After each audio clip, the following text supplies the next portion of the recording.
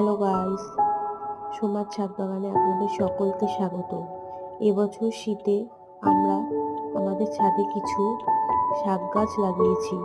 তার মধ্যে এটি হচ্ছে মূলো শাক।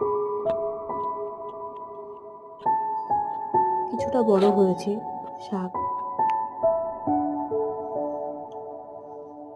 তাছাড়াও লাগিয়েছি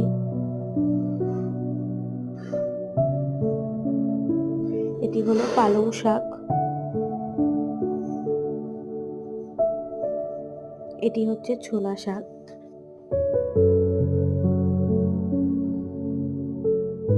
এটি হচ্ছে ধনেপাতা গাছ,